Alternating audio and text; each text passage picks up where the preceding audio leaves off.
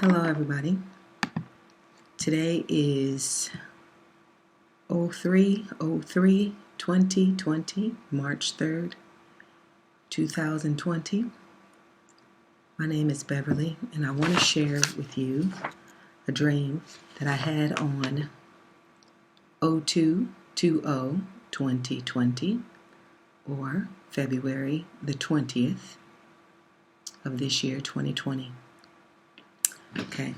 I call this dream Disasterous Takeover. So, I was on a stage observing a ceremony, like it was a press conference and a photo op. There were probably 30 or so people on the platform. If you were standing in this lineup, it was white, old guard on the right, and smiling, ecstatic blacks and other minorities and so-called disenfranchised people on the left. They had an air of victory and triumph. And one of them had the floor. Now this is the disenfranchised people. The blacks and minorities.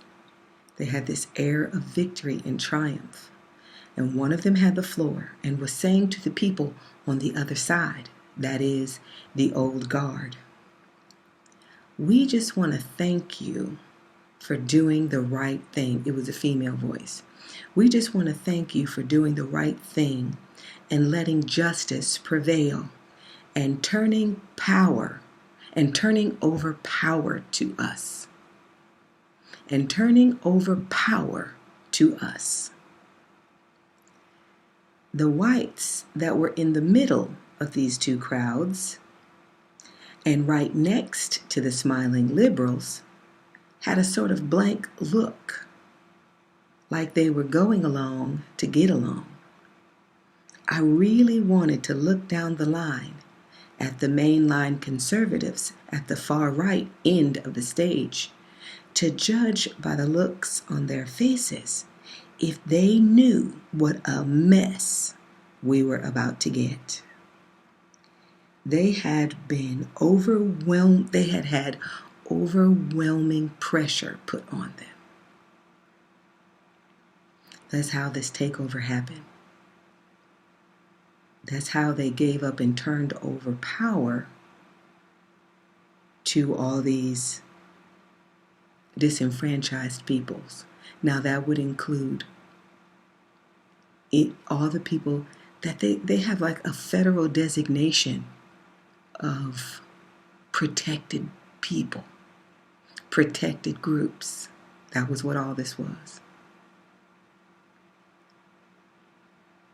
And I woke up before I could do it, but I wanted to look, because I was standing facing this that was happening, and I was actually up on this platform, facing it, facing what was happening.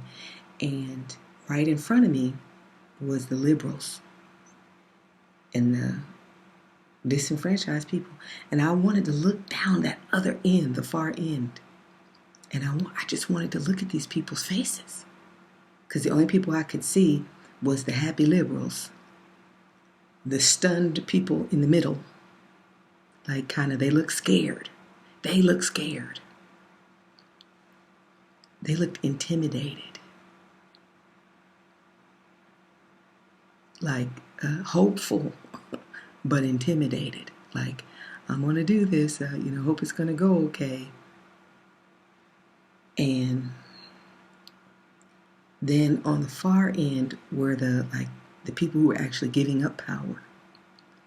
And I wanted to look down there and look on their faces. I wanted to see what their faces were saying, because these people were jubilant. The people in the middle looked kind of deer in the headlights, and I wanted to know what these conservatives were thinking. I wanted to, like, if I would have seen their faces, I was looking to see if they would look how I expected them to look. I expected them to be like shaking their heads. I wanted to know if they were like, we're doomed. But I also knew that they had so much pressure put on them. They couldn't hold it anymore. They couldn't hold power anymore. They gave it up because they were just overwhelmed.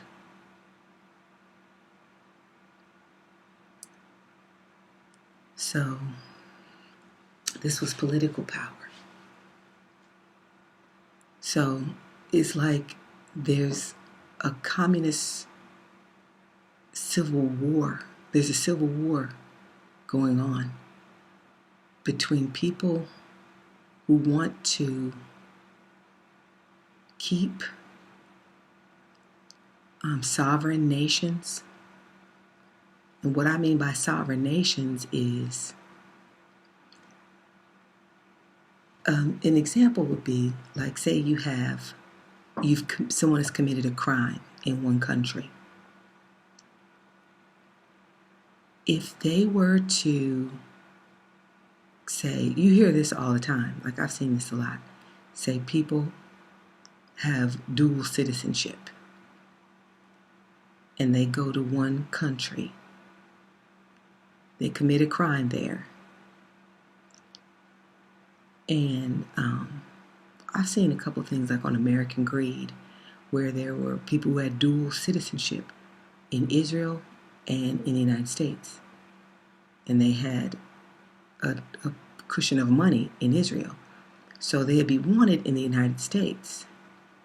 But they'll go to Israel because I don't know if it's still that way now, but at whatever time that was, they wouldn't turn you back over because they claimed the sovereignty of their borders. Like no other country can come into your borders and pull someone out with any authority.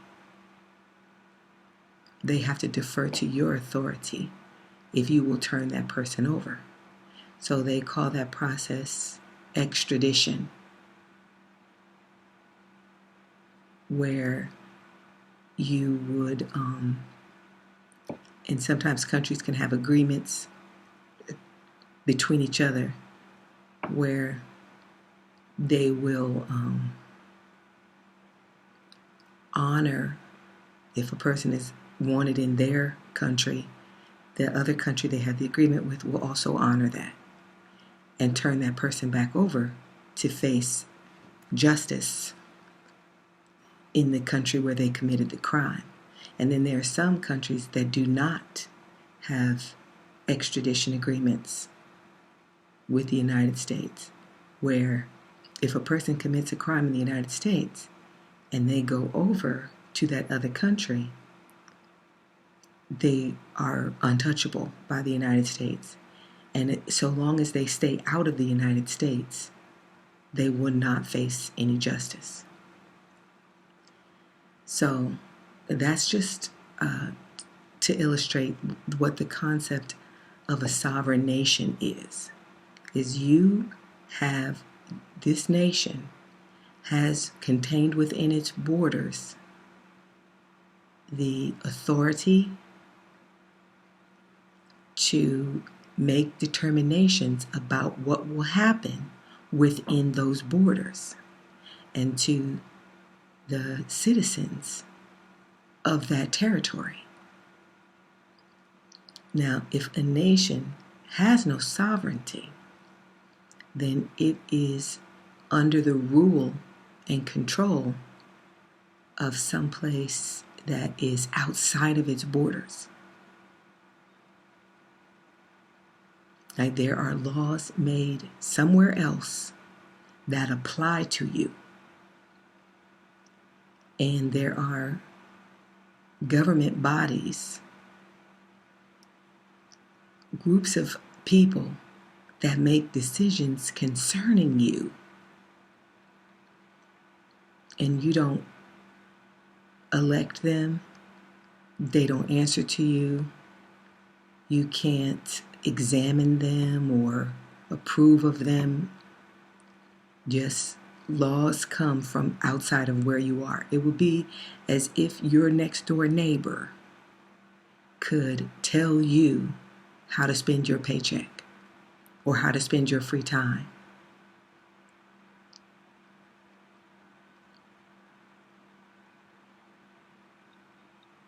So when people talk about being patriots and being conservatives, they're generally thinking along those lines, that the people that they elect will answer to them, and that if they don't like what those people are doing, then they can vote those people out of office and put in people who they support, who will listen to them, blah, blah, blah, blah, blah. The whole myth of our political system, which always was a myth, but did at one point seem to more closely adhere to something that was better for the people. But when you have a totally corrupt government, there is no consideration made for the people. The people don't derive benefit from the government. They only are controlled by the government.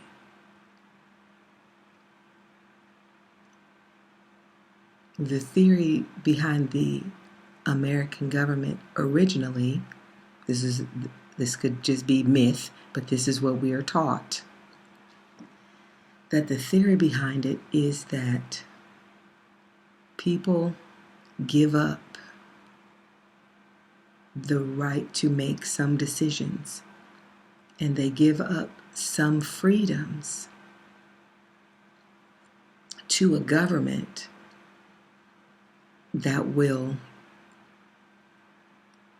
be a coordinator of what will be good for all the people to integrate together.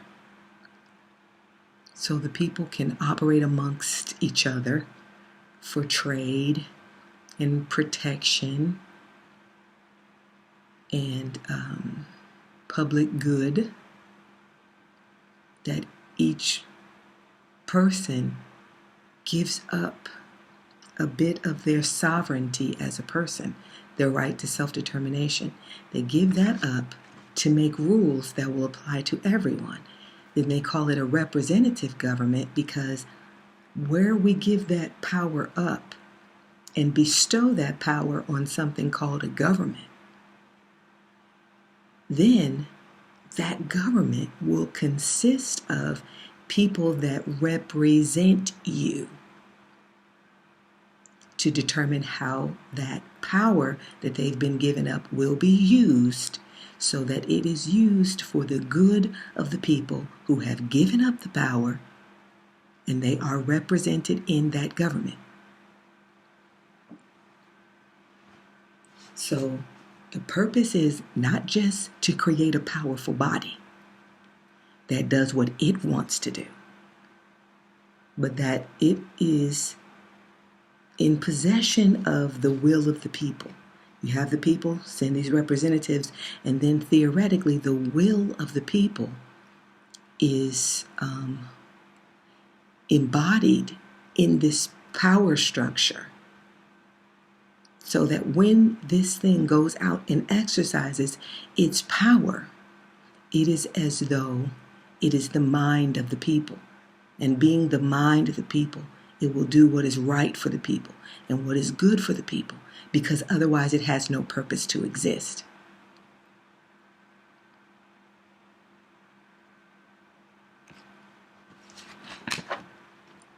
Now, there are forms of power and forms of government that are separate and divorced from the will of the people.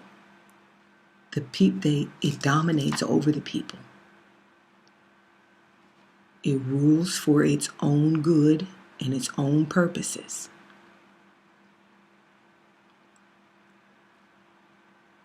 It is an absolute power that does not answer to the people. It's not made up of representatives of the people and has no obligation to do the will of the people. Which is why the idea of the United States and democracy, representative democracy, had such a massive appeal. Because the people who were coming here were coming from places where they were under absolute governments.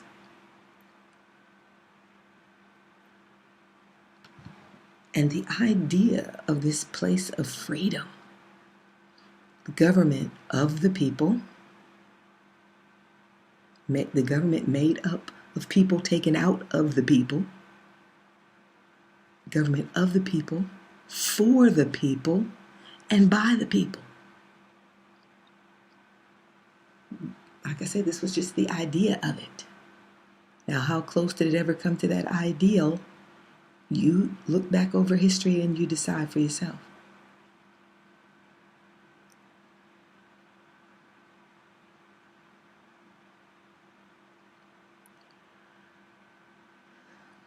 So people came over here and, you vote. Everyone votes. You can go to city council meetings. Not only can you vote, you can run for an office. So then, that's where reality will meet the theory.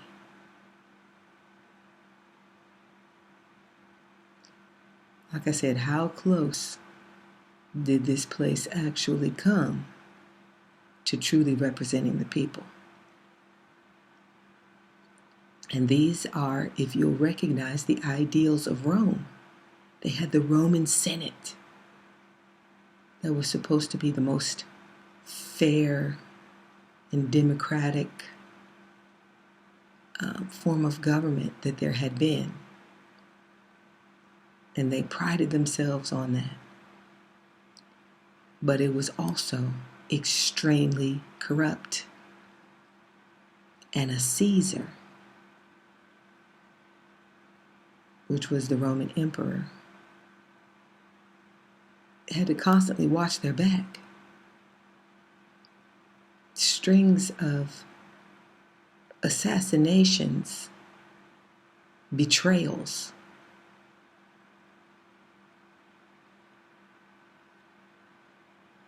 The second most famous betrayal in the world of human beings. First is Judas and Jesus. And next is Brutus and Caesar.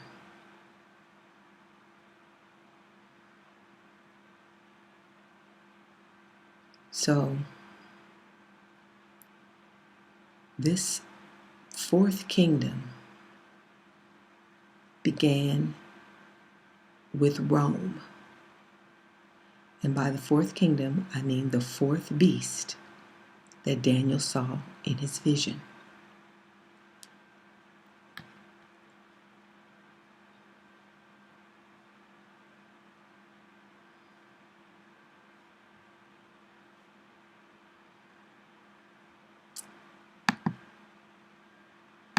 The fourth beast that Daniel saw in his vision. And then in Nebuchadnezzar's dream, which Daniel interpreted, the fourth kingdom was represented by the legs of iron going down to the feet and the toes that were iron mixed with clay. So you recognize a statue has 10 toes, and those 10 toes represent the 10 heads of this fourth beast that will exist at the end.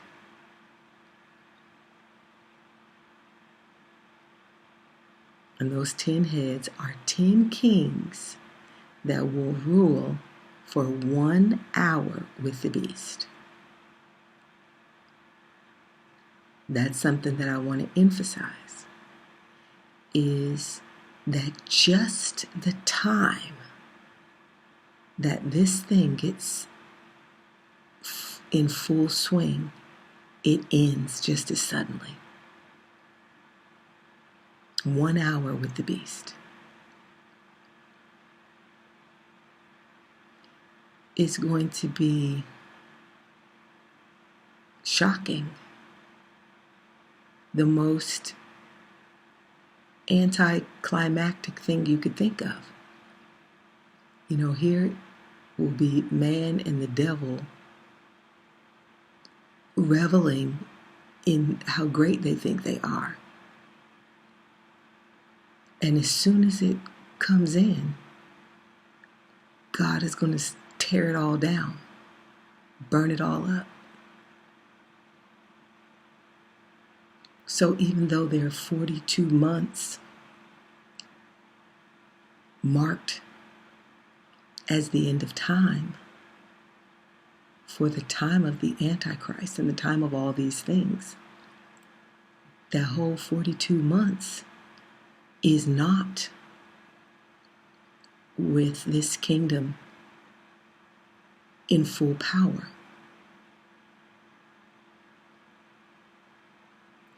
We are in the 42 months now. But once they get their system fully set up with no buying and selling, the mark of the beast, 5G, I don't know if it's going to be 5G or 6G, because 6G would kind of make sense because they love their numerology, and 6 being the number of a man.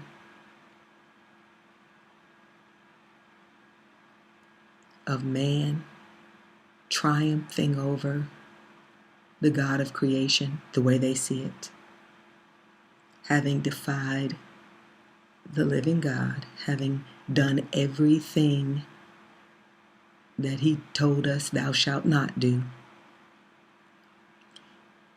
teaching it to their children, defying nature itself with trying to make a genderless generation with backward minds.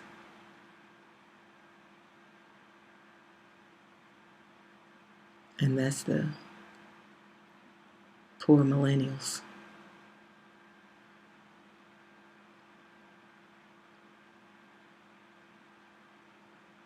So by the time they get this great, marvelous society that they're working on set up, as soon as they do it and say peace and safety, sudden destruction. 42 months is not sudden destruction. 42 months is the time when they're building it all. And as soon as they reach the pinnacle of their power, then God's going to cast it all down, like what Daniel saw. Let's see if I can find it.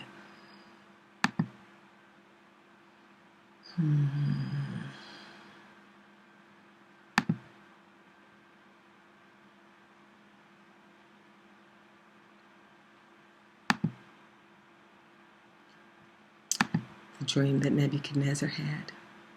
I think must be chapter 2.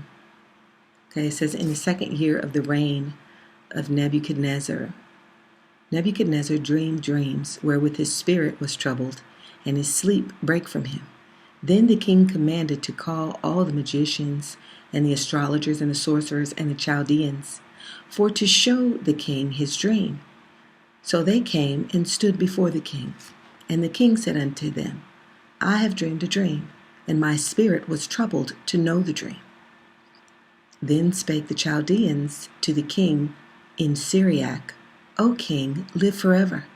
Tell thy servants the dream, and we will show the interpretation. The king answered and said to the Chaldeans, The thing is gone from me.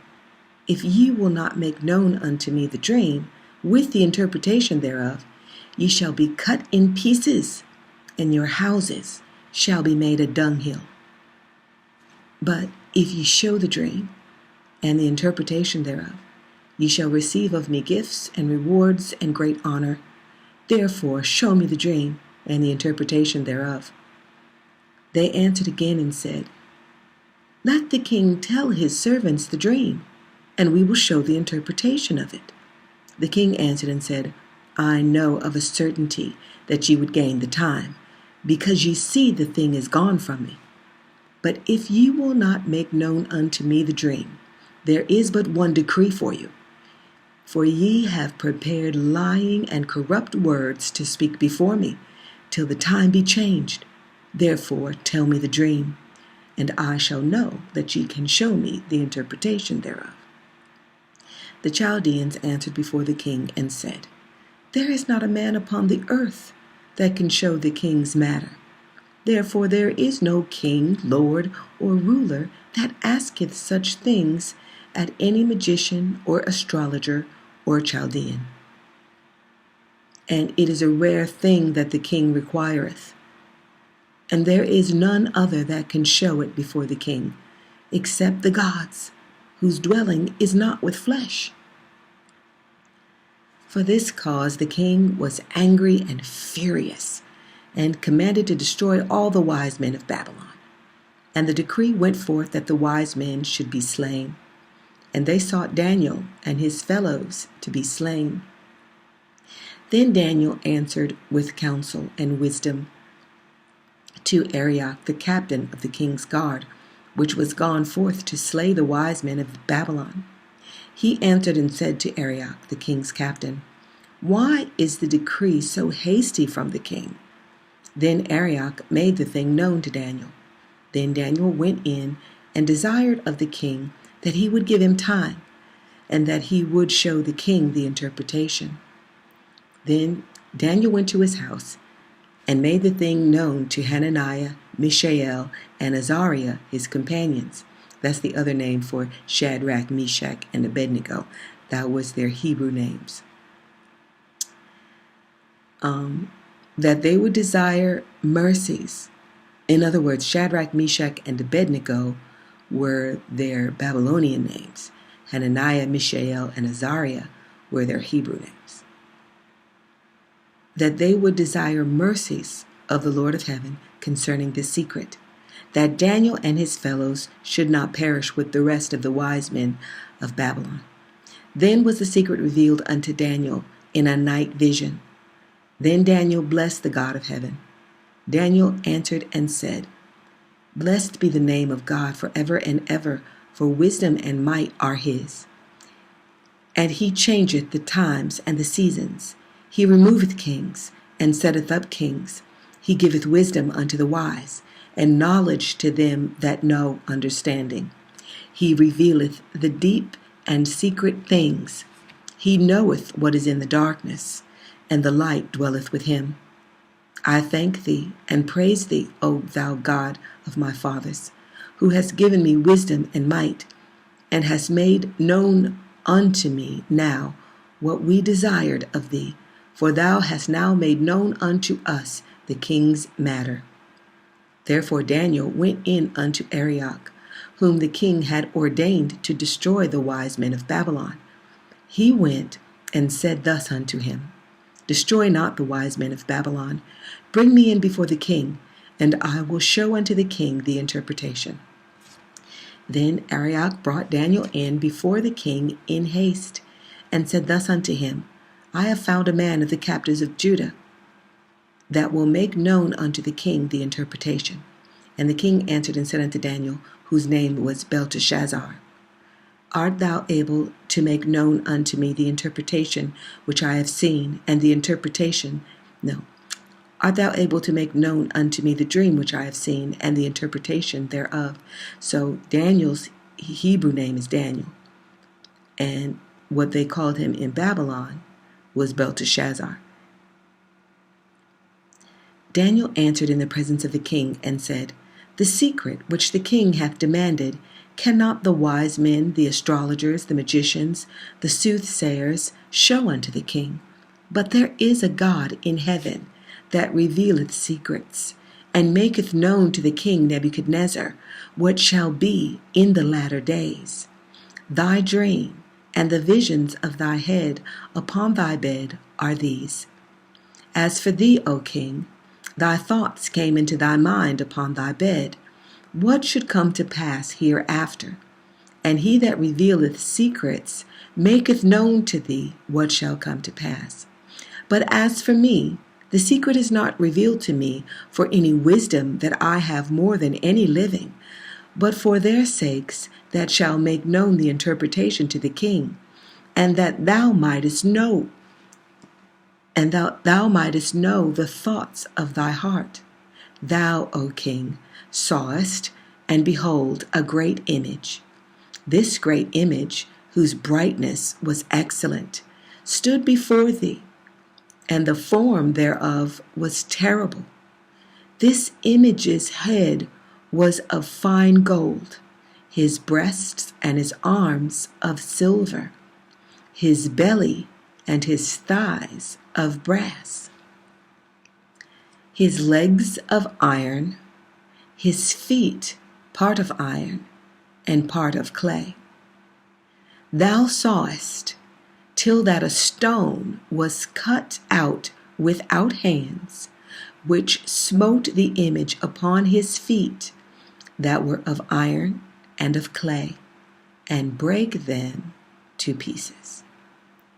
Then was the iron, the clay, the brass, the silver, and the gold broken to pieces together, and became like the chaff of the summer threshing floor, and the wind carried them away, that no place was found for them. And the stone that smote the image became a great mountain, and filled the whole earth.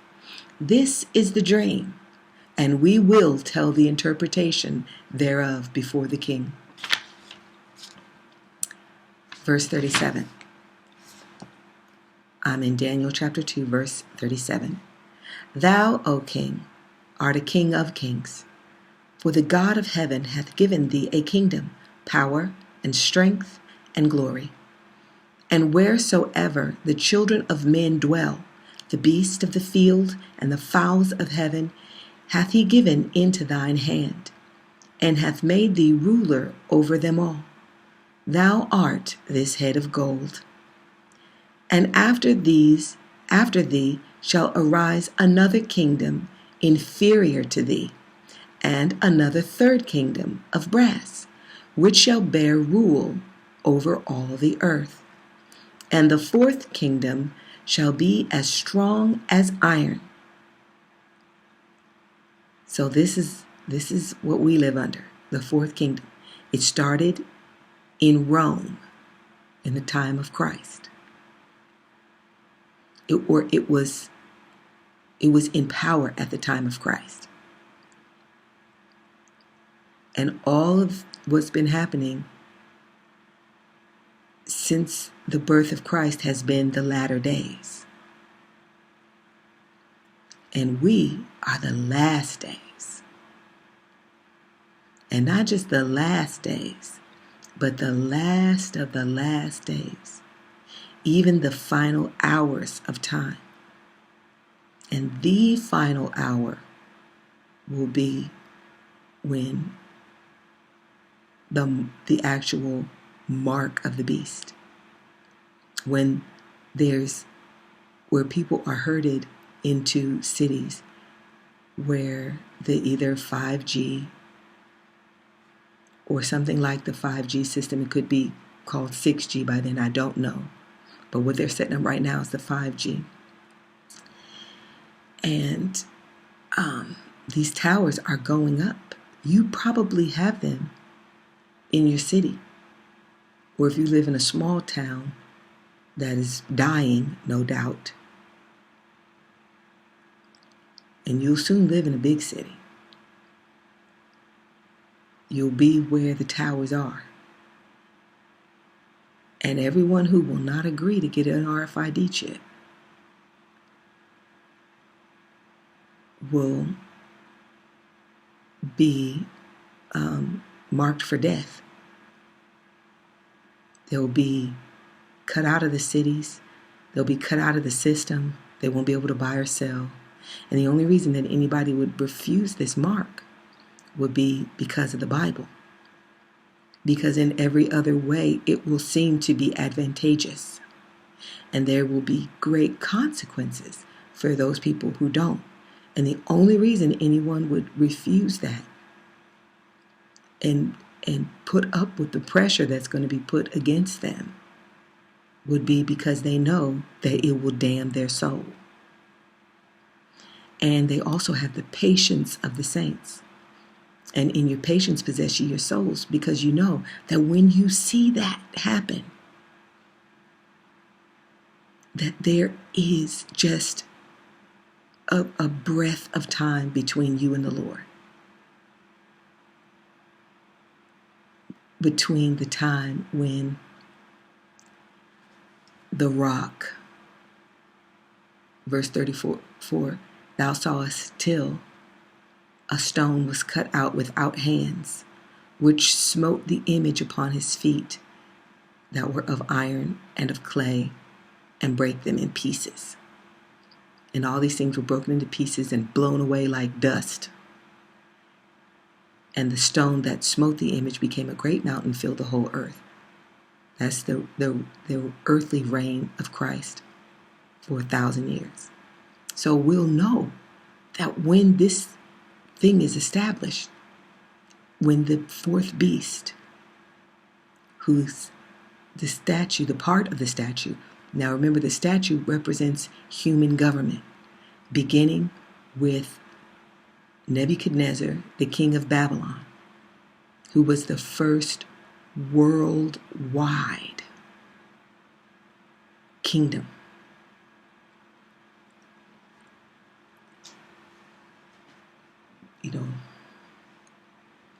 And then it went down in time. The body followed down in time. So the first time was the head of gold. Then next, following a timeline, was the arms.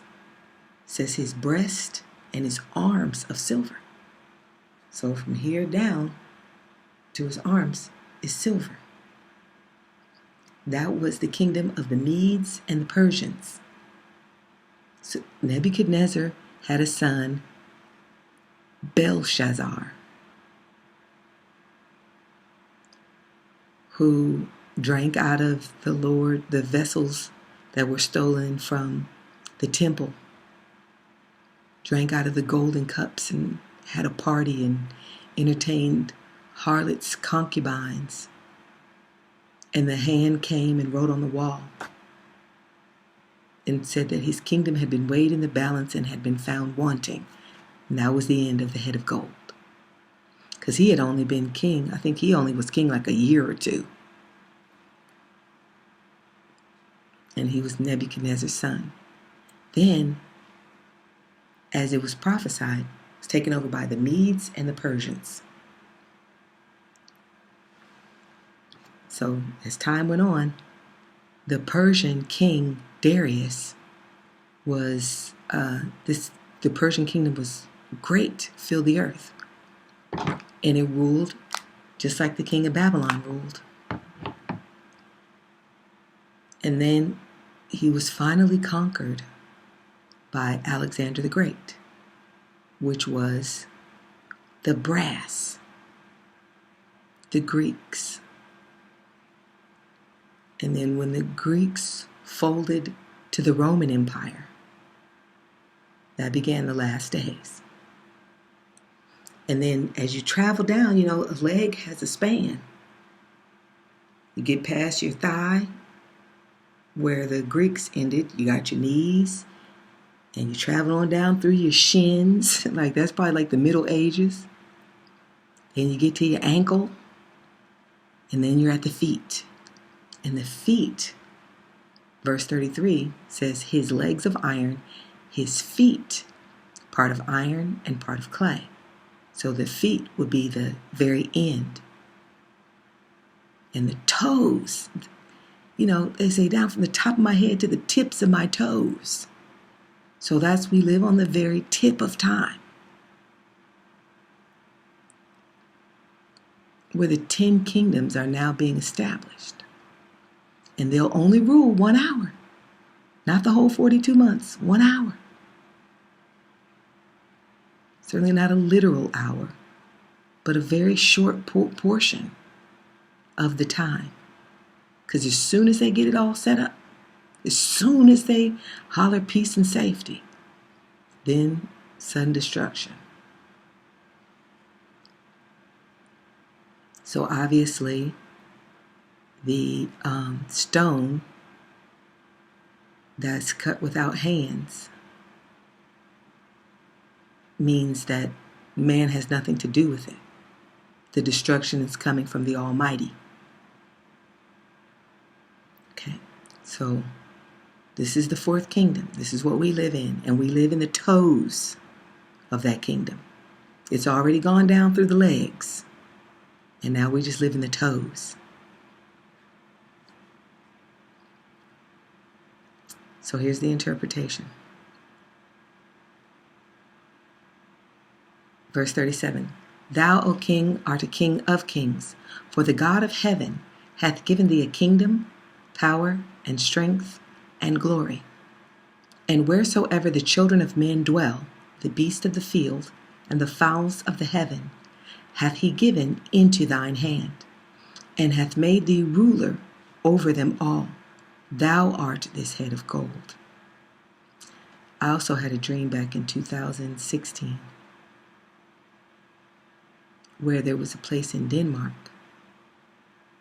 and inside like the bell tower clock area of this old building was a golden head of Obama.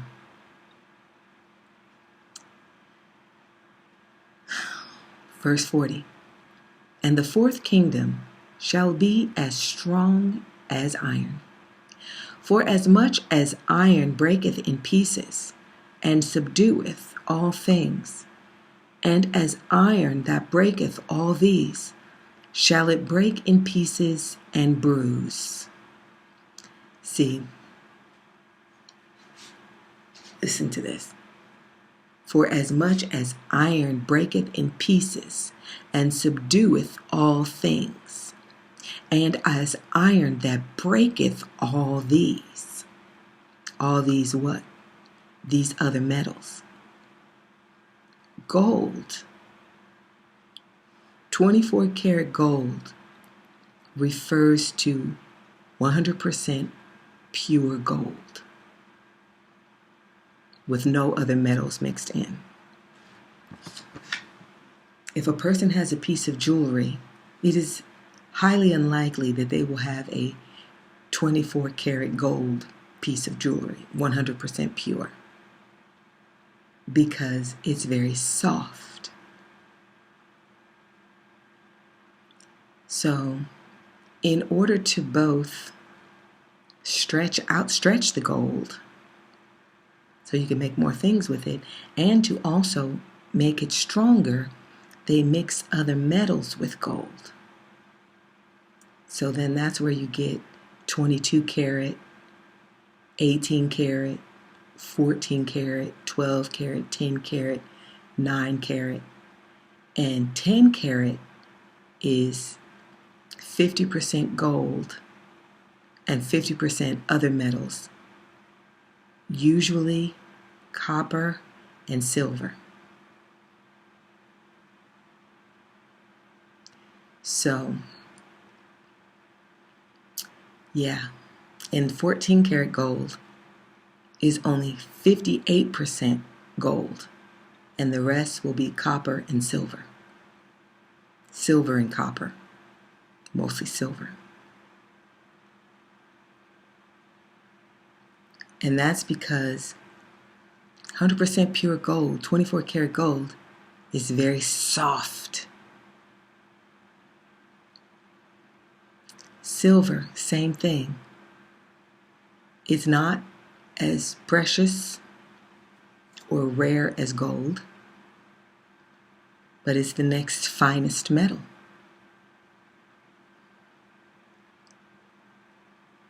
And it's also soft. So usually when you hear people talk about silver, they're usually not talking about fine, 100% pure silver. They're talking about sterling silver, which is only 92.5% silver, and the rest is copper. Why? It's not merely to dilute it. It's because silver by itself is soft.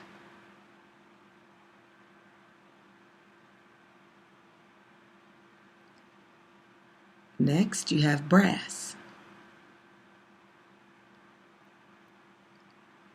That was his loins and his thighs of that statue were made of brass. The Greeks, Alexander the Great, and the Greek, the rule when Greece dominated the world. It was brass. Now, brass is harder, stronger, not as precious, not as beautiful as either silver or gold, but it is stronger.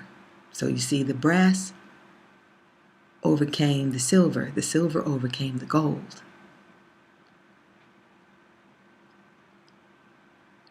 And the brass is made up of copper mostly, and either zinc, I think mostly, but could be nickel sometimes. But like 85% copper and 15% zinc. And it makes a brassy color, kind of sort of looks like gold, but it's brass and it's harder. It's even harder than silver. It's harder, way harder than silver. Harder to work with, harder to move, harder to mold, stronger. And then you get down to iron.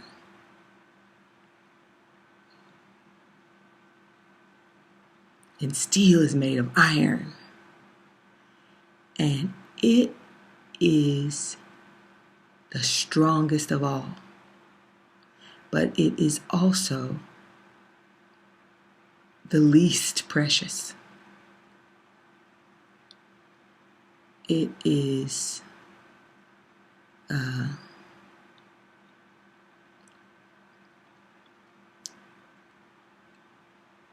like heaps of, it becomes trash when it's done. It rusts.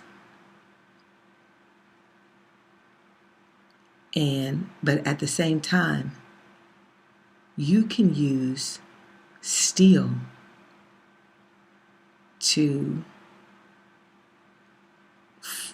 form, change, mush brass, and certainly it would have no problem with silver, and it would have no problem whatsoever with soft gold.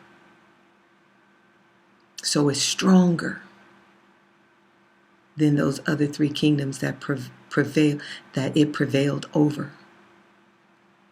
But at the same time, it's the most vile of them, the most common, the most trashy. When people go metal detecting, They have different settings that they can set their machines at to different sensitivities. And it'll have one signal that it'll give off for gold, one signal for silver and brass, which is mostly copper. And then iron has another signal. And when they're going metal detecting, they're looking for precious things. And whenever a field or someplace that they hunt, they metal detect at, is full of iron, they call that a trashy. It's trashy. Because whenever that iron has been in the ground and under the ground for, 100 years, 50 years, whatever, those non-pure metals and non-precious metals are going to be very corroded. They're just big hunks of trash. But if you're going to hammer on gold and shape it into anything, if you're going to hammer on silver, if you're going to hammer on brass, you need something harder than the brass, harder than the gold, harder than the silver. You have to hammer on it with steel. Hardened steel. So this is how this fourth kingdom took over the world. Just brute strength.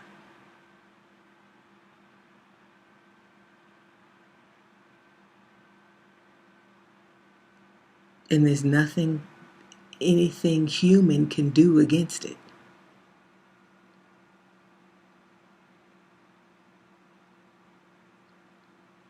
It just kept growing and absorbing different nations into it as it went through its methods, through its might, through its advancements in war and its consortings, that is, dealings with devils.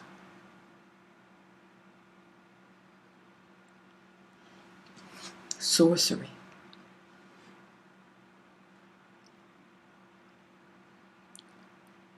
Verse 40.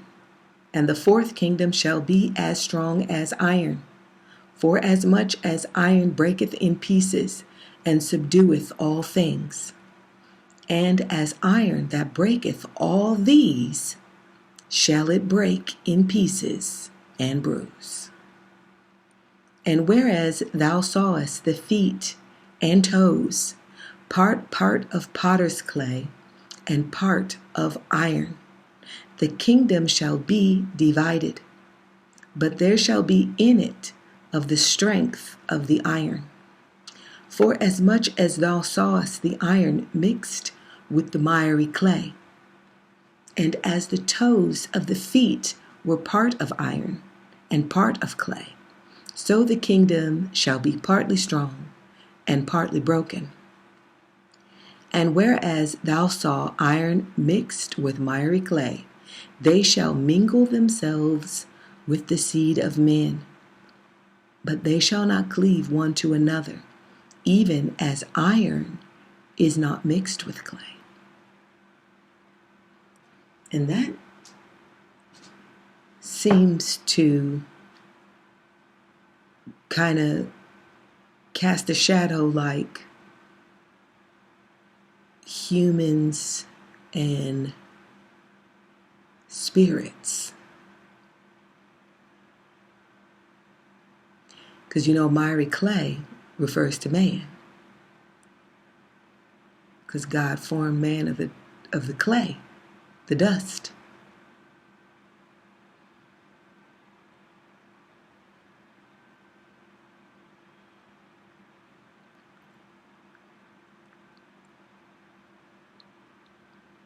Interesting.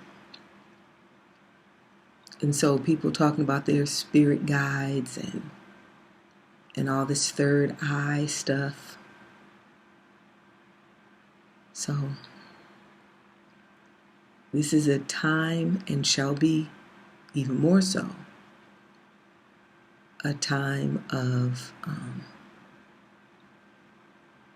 a lot of demonic, dark spiritual activity, where people are fooling around in these things.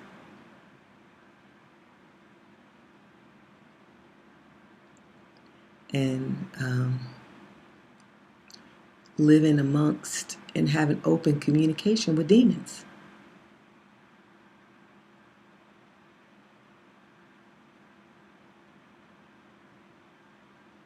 I can think of 3 shows just right off the top of my head, going back to the 70s,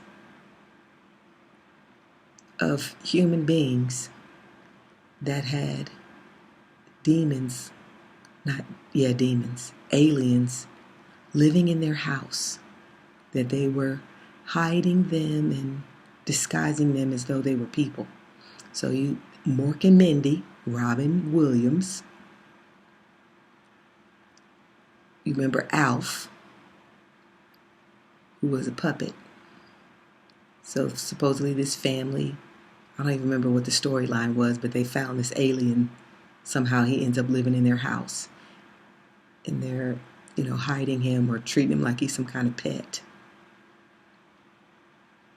And then there's a show, American Dad. It's either American Dad, where they have that thing, Roger, that lives with them. And they're disguising it as different things they disguise it as. Just to let you know the filthy stuff that's being watched in the house where I live. Filthy. That show that show could get America destroyed by itself. Anyway, and a cartoon, no less. So,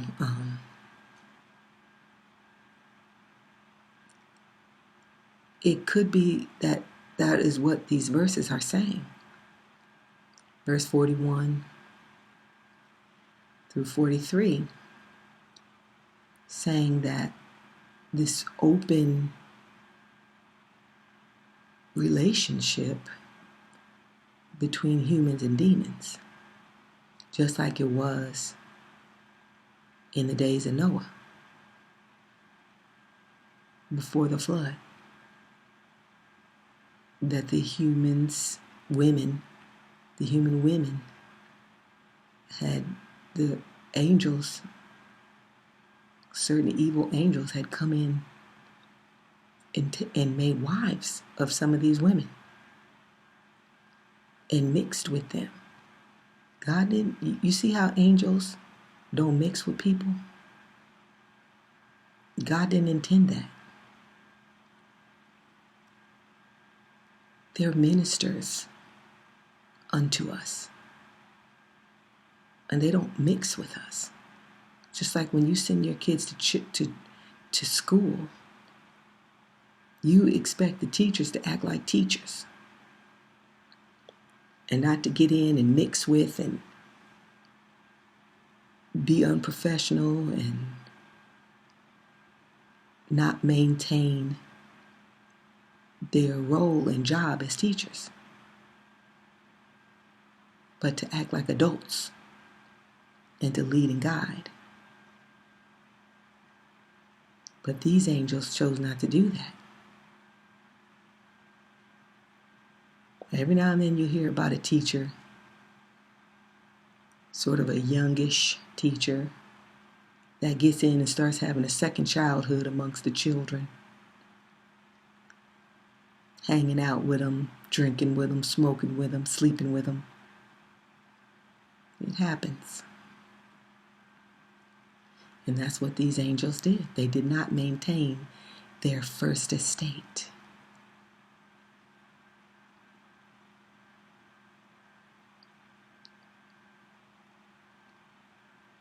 But You can't mix things that weren't meant to be mixed.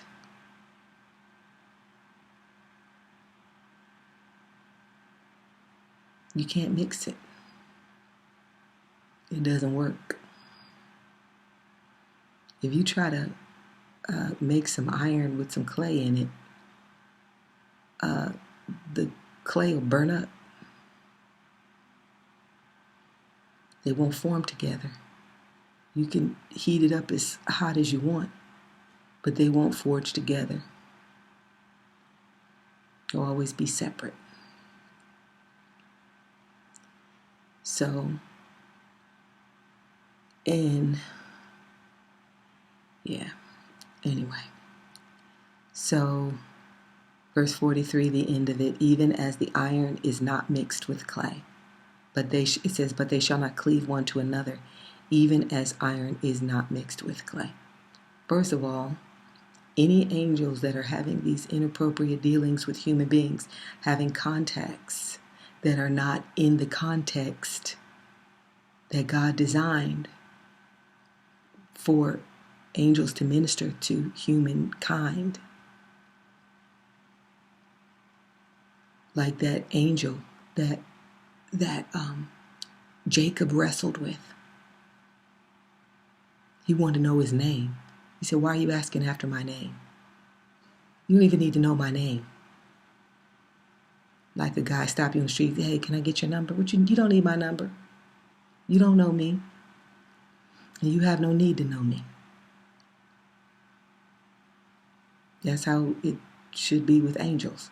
They are sent to people for specific business, specific tasks, and they do not get familiar.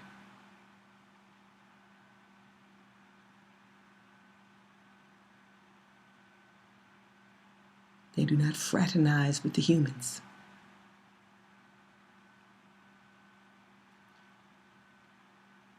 And Jesus, even when they came to try to make Jesus a king, Jesus slipped away from him because he knew what was in man. No angel in their right mind no angel that walks with God is going to fool with a human being beyond the border that God has set. Because we would worship them. They're greater in might and strength, and they would awe us. And we'd be like John started to do in the book of Revelation. Bow down to worship the angel. The angel had to tell him, get up, only worship God. I'm thy fellow servant. So when they came to make Jesus a king, Jesus got away from him. He knew what was in man. I can't roll with y'all like that. That's what he was saying.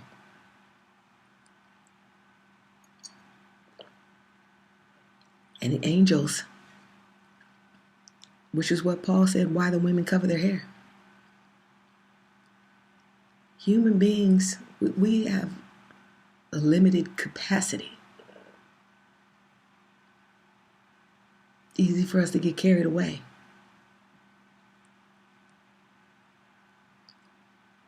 So just like parents don't provoke their children, the angels won't provoke the humans.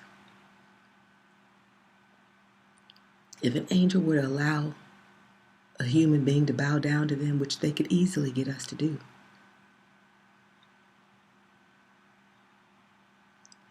then he would be slotted for destruction, just like the devil, just like Satan. So that's why Paul said, even if an angel from heaven comes down, if another angel falls, who's never sinned before, and comes down and gives you some other news, other than this good news that we have delivered, let him be accursed. So anyway, verse 44. And in the days of these kings, okay, the 10 kings of the toes, and they get their advice from devils. They all got their power by making swaps and deals and astrologers and sorcery and all kind of stuff. they all consort with them and consult with them.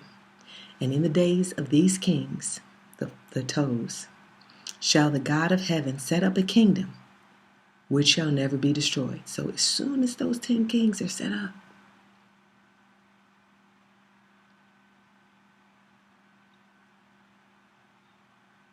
they're just going to die for that 1 hour.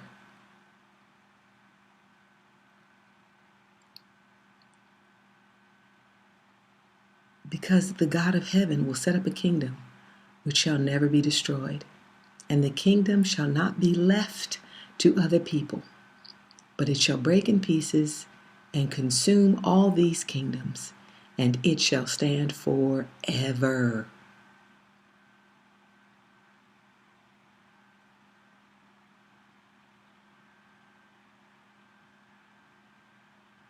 Okay. For as much as thou sawest that the stone was cut out of the mountains without hands, and that it brake in pieces the iron, the brass, the clay, the silver, and the gold, the great God hath made known to the king what shall come to pass hereafter, and the dream is certain, and the interpretation thereof sure. There surely will come an end to this world. The brass was no match for the iron,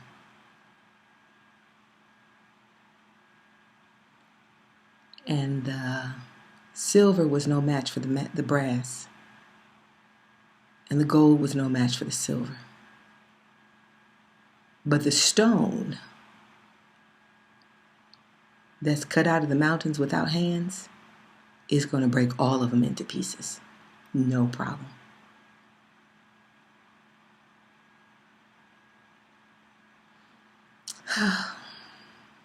Then it says, then the king Nebuchadnezzar fell upon his face and worshipped Daniel, and commanded that they should offer an oblation and sweet odors unto him.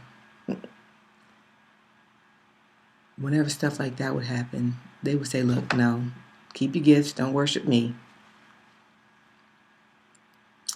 Then the king answered unto Daniel and said, of a truth it is that your God is a God of gods, and a Lord of kings, and a revealer of secrets, seeing thou couldst reveal this secret.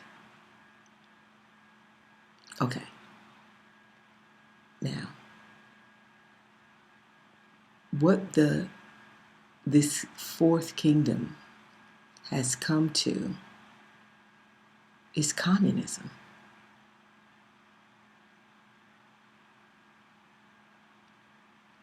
Whenever you have this human government, it is just always just going to be totalitarianism, dictatorships, tyrannies waiting to happen. No matter how they start out, the way they're going to end is the person or people in power dominating the people that are under them. That's what's going to happen. Using them, enslaving them, taking the best of everything that they have, and enriching themselves, and building up kingdoms, armies, laws to keep themselves in power. And then one would come that will be stronger than them and overtake them.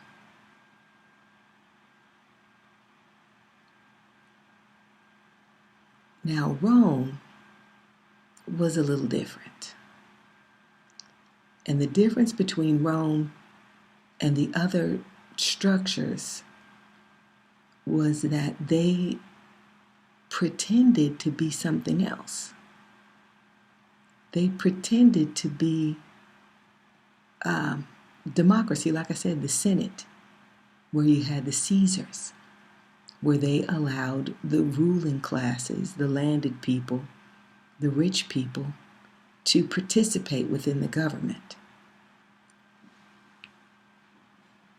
But really, in the end, and always, it just, because people are so corrupt, it would just break down into assassinations, power grabs, might makes right, and corruption over and over and over and over. The democracy would always be just a short-lived myth, an ideal that they would sell to the people in order to get the people to cooperate with the government, until the government could get so big that the people would have no choice but to cooperate, until the system was so interlaced with the people from the cradle to the grave, building their loyalty and fear of the government, so that you set up a system that people dare not buck, even though the system has no strength whatsoever except the cooperation of the people. If all the people would at one time just refuse to do it, everyone would be free.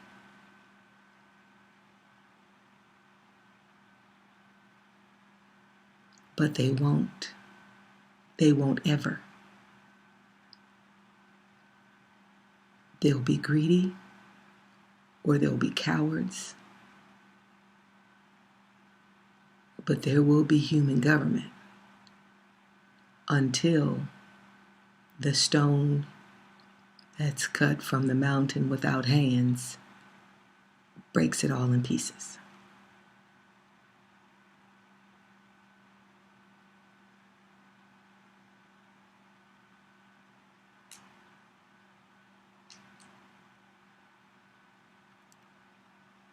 If you were to heat up a furnace and you put in gold and brass and clay and silver and iron, those softer metals, the gold, the silver, and then the brass will melt.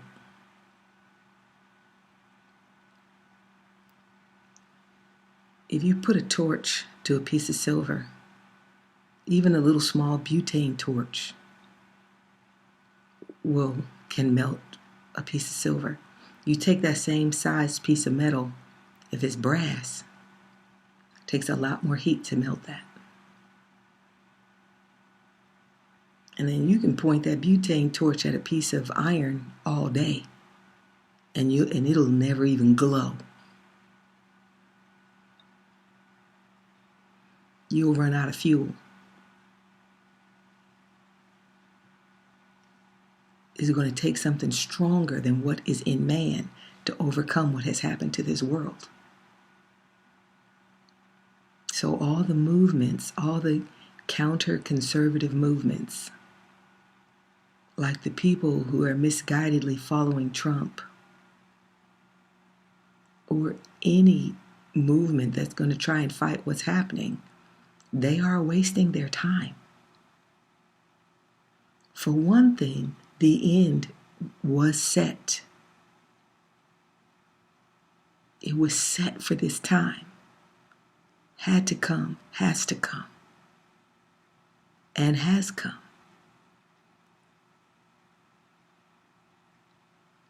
And for two,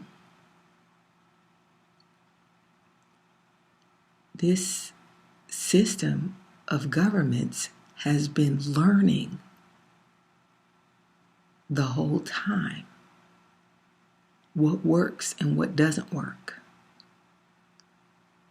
and how to capture and manipulate people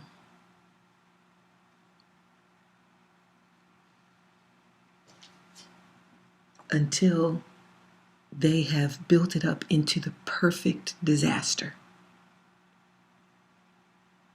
It is an utter disaster, but it's going to work.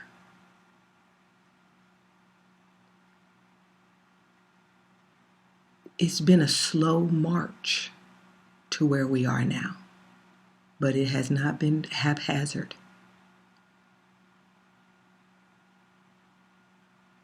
As far as I've been able to tell, it started in earnest in the mid 1800s with the Marxist movements.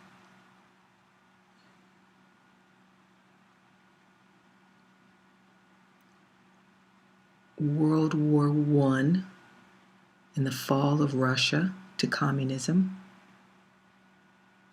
brought it into the modern era.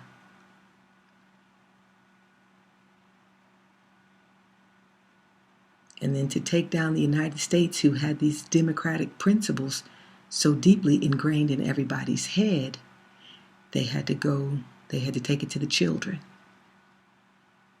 They had to get every kid in a school. They had to get every little mind in a desk.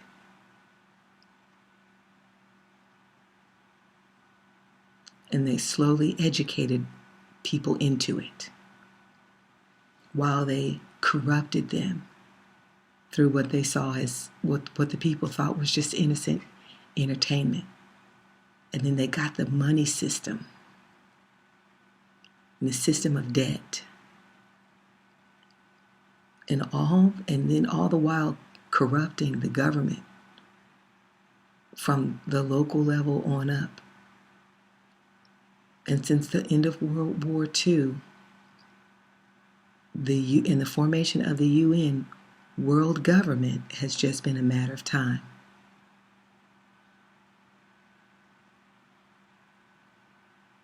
And now they're bringing it all together.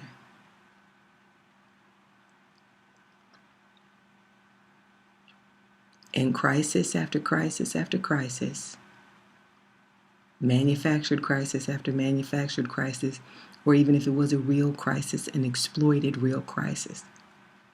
And each one giving more and more and more and more power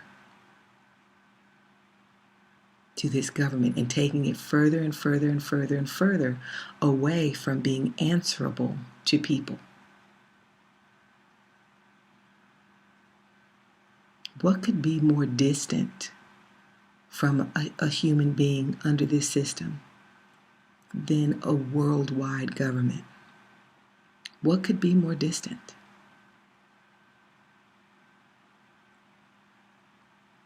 How could you get any smaller? And the way they're doing it is through communism.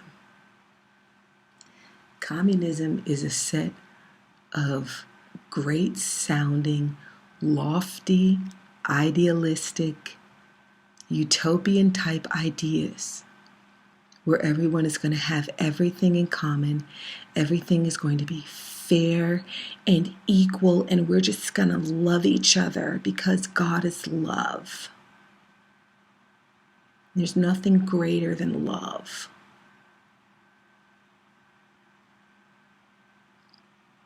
Peace and love. Nothing of truth, God, or reality.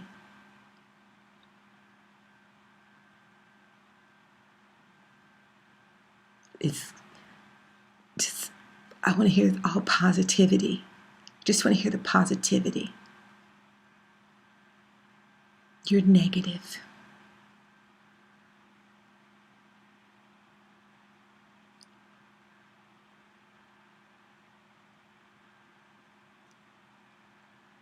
And this final generation of the youngest among us that are adults,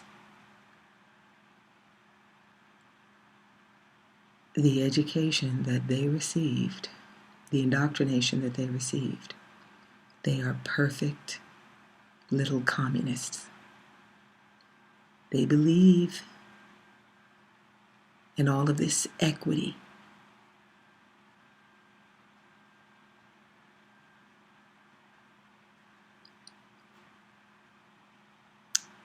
They believe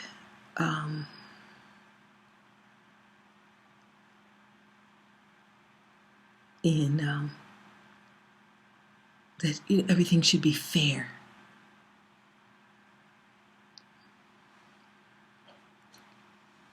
But what they call fair is really unfair. Because what they call fair is at the tail end of things, you're just going to pass out to everybody the same amount of stuff.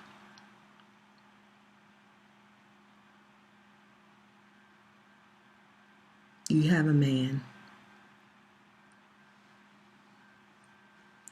that never went out into the field, never put his hand to the plow, and then you have other people that did, and then at the end of the day, you're just going to come and sit everybody down at the table and feed them. Or you have a person that did an excellent job, who very much cares about what they do, who work really hard. In the kingdom of God, the man who worked his 5 talents was rewarded according to his hard work. And the man who hid his talent in the ground was cast out, got nothing. Paul said, if a man won't work, neither shall he eat. But not in communism.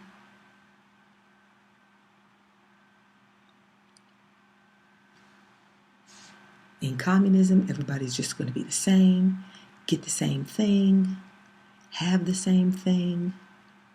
There's nothing. Excellence is actually punished. Hard work, ingenuity, applying your intelligence to the things that you do, it's actually going to be taken away from you.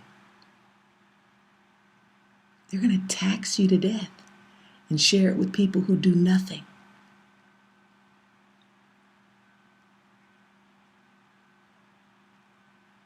Who never marry and have kids all over the place and then just leave them for the state to take care of. That's what fair looks like to them. Their fair is unfair. But because they have not been taught to think, they've just been indoctrinated.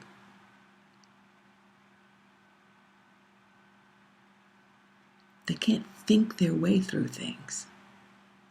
They just look at the very, very surface of it. And they say what they've been taught to say. Just slogans, cliches, and sound bites. And they've never thought any of those things through. They haven't lived long enough to see that the stuff that they're doing doesn't work. And they haven't educated themselves on the Bible, knowing that you can't have a city full of sodomites and it not bring the fire of God down on them. That what will happen to the minds of people when they turn to such things? It'll get to the point where if angels came to their cities, they'd rape them. They'd try to. That's how depraved the mind will get if you sin. But they just think everything is equal. Good is equal with evil and ought to produce the same results, but it doesn't work that way.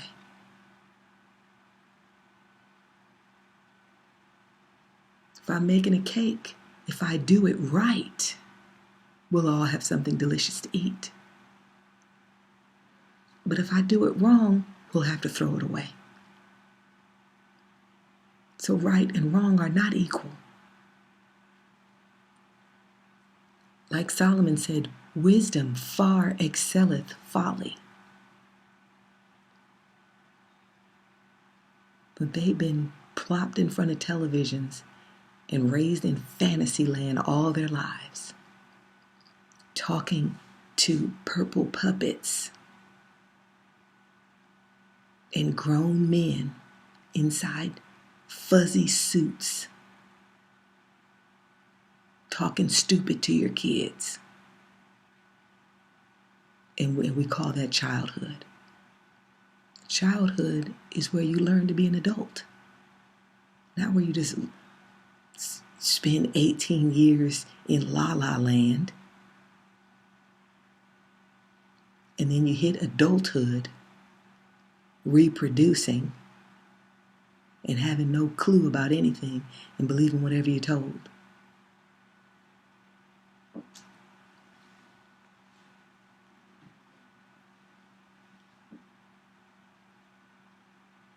I've done a lot of videos on communism because it's a complicated thing, because it's also a religion, because it is a belief system.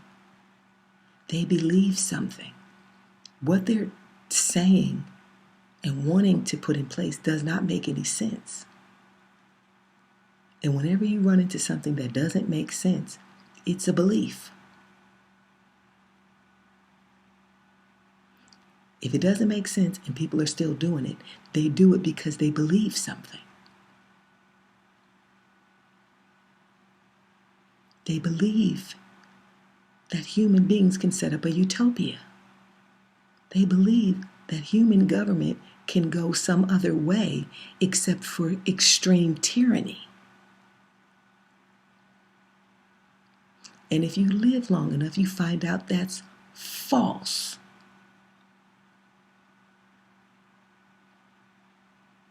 If you read your Bible, you'll find out it's false. The world is so corrupt that a perfect man, God himself, was born into it, and the world spit him back out. Because nothing good can exist in this world, and it is rotting.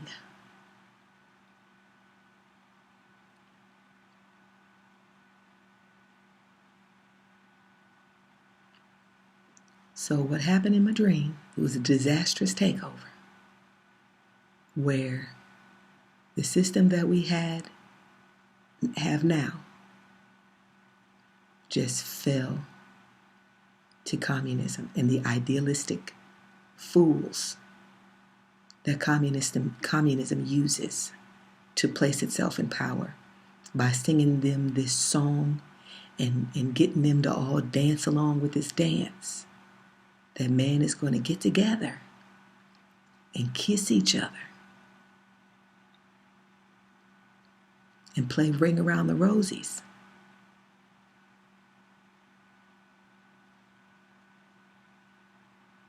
And they're just being used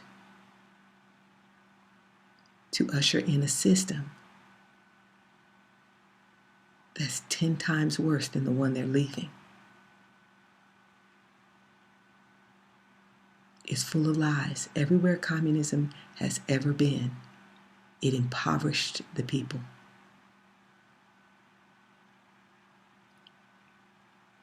I had a dream one time where it said the mark of the beast will make everyone the same. And communism does that. It seeks to make it always talks about equity.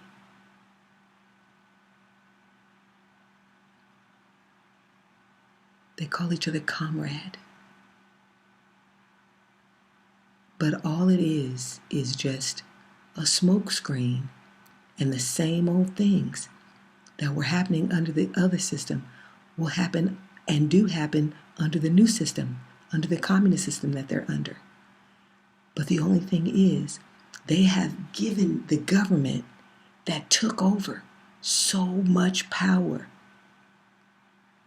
The people just vote these things in and just give them all power.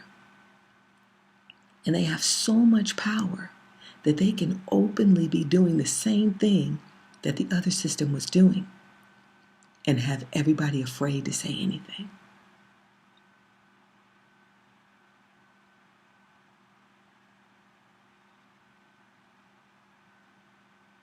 There are plenty of people that believe that homosexuality is a perversion.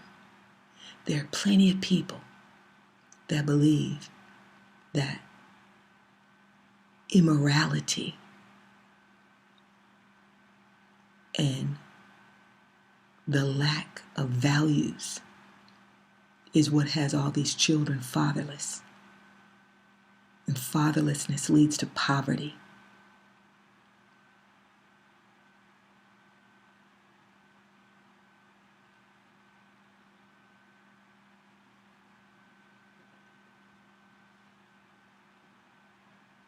People do immoral things. Immoral 14, 15, 16, 17-year-old girls. And instead of telling them the truth, that you've created a fatherless child in your whoredom,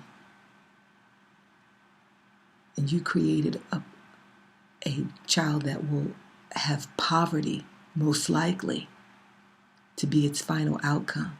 And it will look, that same child will look to the government. That's why they wanted all of that. That's why they structured the welfare system to encourage it. Because when those people grew up, they would be the same people that would look to the government. They will want the government to get powerful because the government is promising them all these things. It's going to take it away from the other people and give it to us and make things fair. There's no way out of the mess that the world is in except the rock.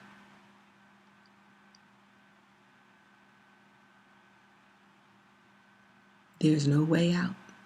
The people are convinced.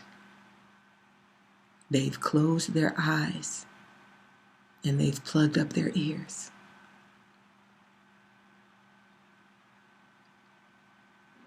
They put their trust in this system and they want it to grow more and more powerful because they think it's going to fulfill all the empty promises that it's making. They think they found a man they can trust. And they're going to give him all power. He's the same one that I saw. I think it was a vision. With a head of gold.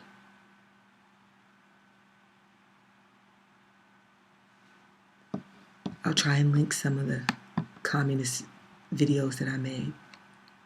But communism is a government, it's a power structure, it's a belief system, it's a trick. The people behind all these ideas, I'm going to give you an example.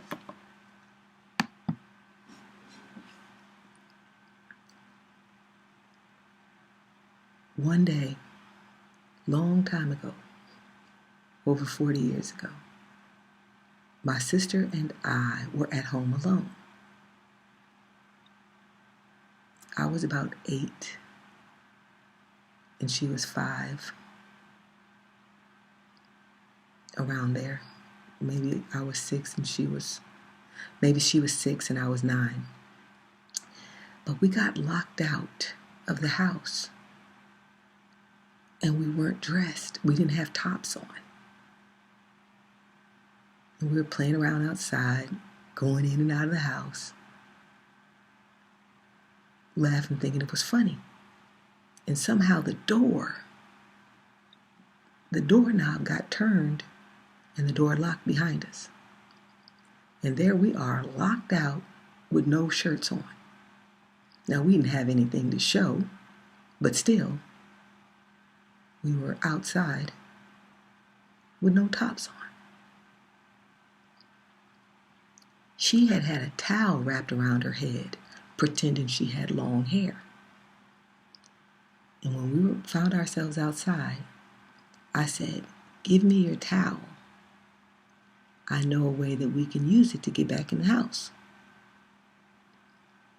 She immediately took the towel off her head and gave it to me. I took the towel, wrapped it around myself to cover myself, and took off running.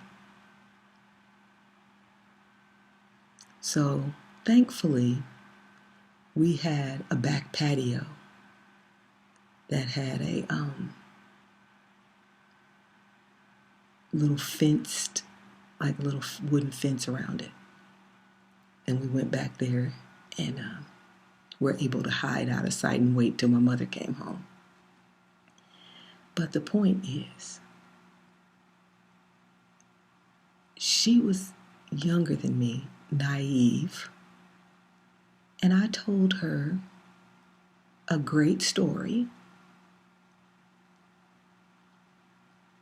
that was a lie in order to trick her into giving me what she had. Her being idealistic, trusting me, thinking I had something good to offer, gave up what she already had.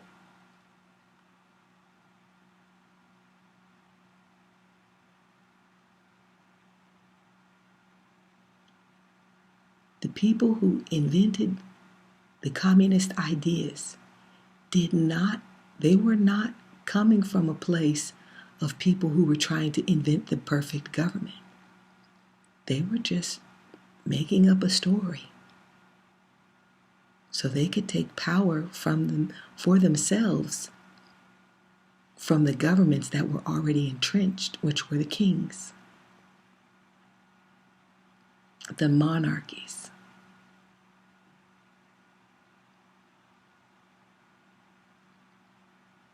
I'm going to tell one more dream before I go. This one was just not too long ago.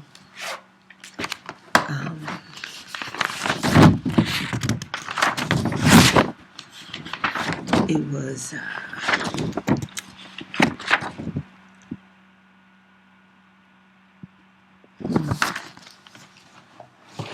what was it? Okay, here it is. I called it The Line in the Sand. This was on February 22nd, 2020. This lady said this: "We're drawing a line so when the commies come back, we'll know.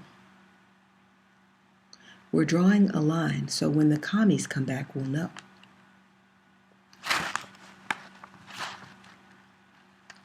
Then I saw a huge snake come under the fence.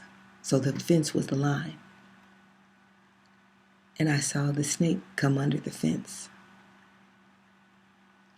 At first it was just his head. And the head was small, and the neck that followed the head was small. But as it kept coming, it was getting wider and wider and bigger.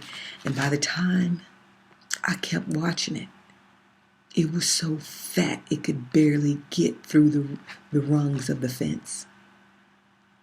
It wasn't a chain link fence. It was one of those fences with like wooden logs stretched across, so it had like a whole lot of space under it. So his head was small. He looked small. Then as he kept coming, he was so big and wide. It looked like he could get stuck under the white wooden fence. A blonde female reporter said this near the ground next to another man. So they were down on the ground, her and another man, and she was like giving a report, reporting live from the scene, down by the fence, saying we're drawing a line so that when the commies come back, we'll know it. Commies meaning the communists.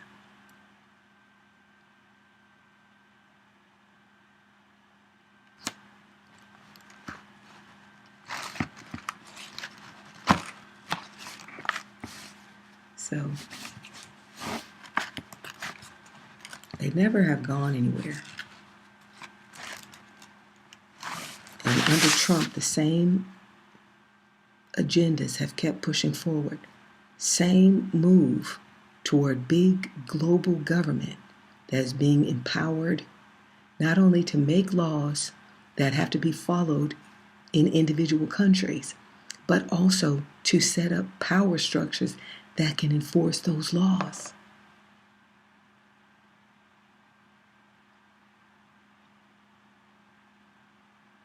If nations don't have sovereignty, then you have global government.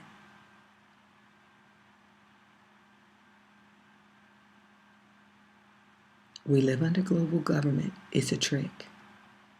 Communism was just a wonderful sounding candy mountain for everybody. But it was just like me lying to my sister. All I ever wanted was her towel. And there was no way that I had to get into the house. There is no utopian, beautiful society that's going to be set up. The closest you can come is a godly people. And even they are just waiting on the Lord. So God bless you guys.